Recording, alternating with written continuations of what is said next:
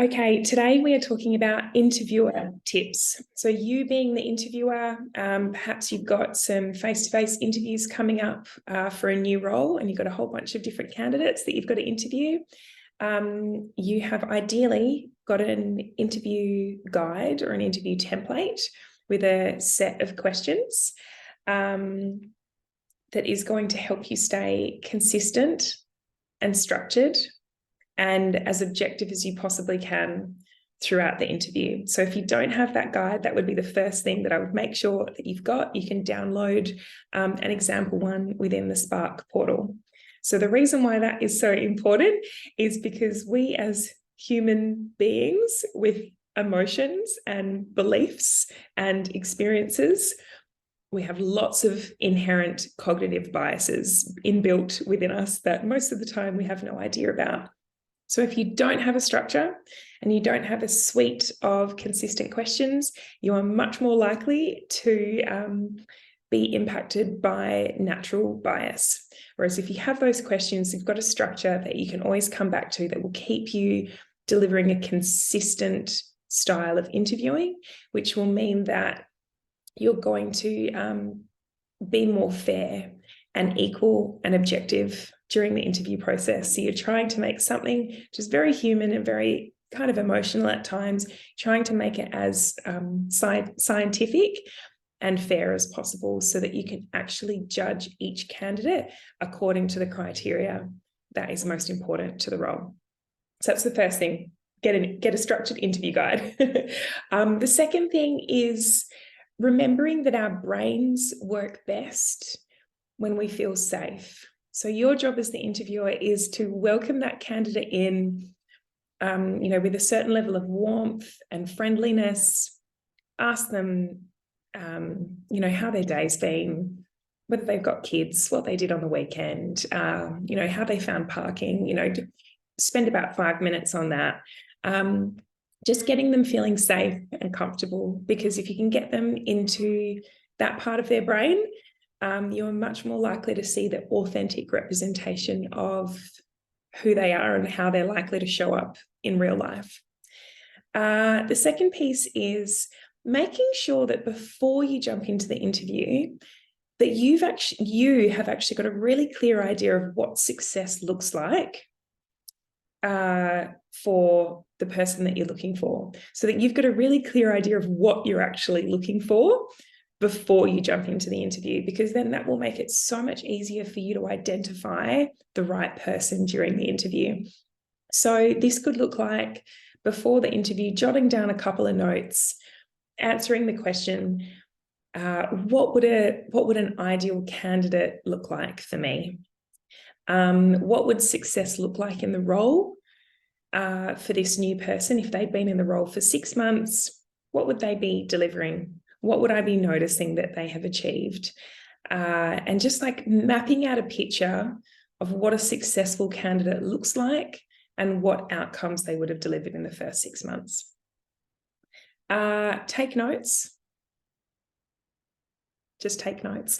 I think that's a pretty simple one. I know it can be hard to do in the moment, but you will thank yourself so much later, because our memories are pretty terrible at the end of the day. All the research shows it. The other one is, prioritize outcomes-based questions, or another word for them is behavioral based questions over situational based questions. Situational questions are like the ones that say, if you were in a situation where you had 5 different competing priorities, and then the kitchen caught on fire, what would you do? They're like kind of throw you into a situation. The research shows that these are less effective, have a lower level of reliability and validity in actually predicting the truth of how a candidate would actually show up in that moment. Because I think it's very easy for us to say what we would do, but whether that's actually the thing that we would really do in the moment, is the research shows that there's not a strong link between what we say that we would do and what we actually do. what is a much greater predictor in terms of the reliability and effectiveness and validity is outcomes or behavioral-based interview questions. So these include asking for examples of how they have delivered or achieved something in the past, so that you're using past performance or past behavior as a predictor for future performance. So this could look like, tell me about a time that you have had multiple competing priorities and a high level of stress and pressure, and how you moved yourself through it. And then following up with questions like, what approach did you use and what was the outcome? So that you can get a real sense of the picture. So prioritizing outcomes-based interviews or behavioral-based interview questions as opposed to situational-based questions. Make sure that you include some values questions in there. So if you know what your company's values are, making sure that you are designing specific questions that assess the candidate's alignment to those values. And if you need some help with designing those questions, just yell out. Listen well, listen really carefully, listen actively. So open body language. Don't have your gadgets, your phones. You might have your laptop up taking notes, but try and turn it onto airplane mode. Just be really present, really focused with that person. This is an important moment, right? Because you could be bringing this person into your home, into your work home anyway, into your family, into your team. You spend a lot of time getting someone up to speed, a lot of time training them, a lot of time onboarding them. They cost you a lot of money and a lot of time. So you want to make sure that the person that you're bringing on is the one for you. So take this process really seriously. Hopefully this one goes without saying, but don't give them the answer to the question in the question. So a silly example is if you were to ask, are you good at prioritizing? What are they likely to say as a result of that? Yes, I'm very good at prioritizing. You say, okay, cool, tick. Instead, ask, what's your approach to prioritizing?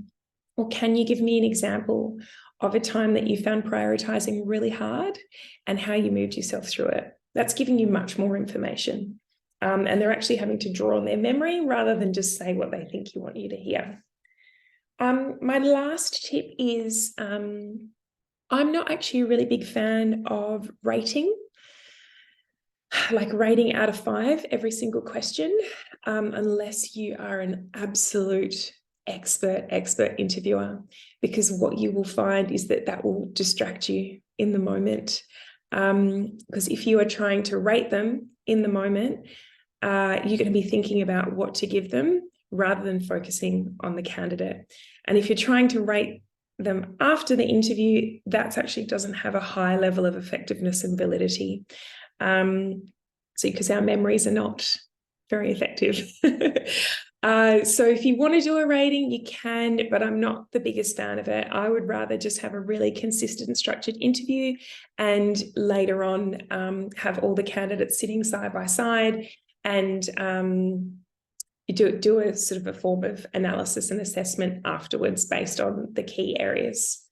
The final piece is make sure at the end of the interview that you thank them. I think this goes without saying, and that you explain what the next steps are if they are successful, so that they are prepared, so that it's not a surprise. That's it. But yeah, you'll be amazing. The key is making sure that you've got that incredible structured interview template that has a really clear definition of what success looks like, that you're including those values-based questions, and that you are just being as objective and consistent as possible. And that's what's going to give you the best possible outcome. Good luck.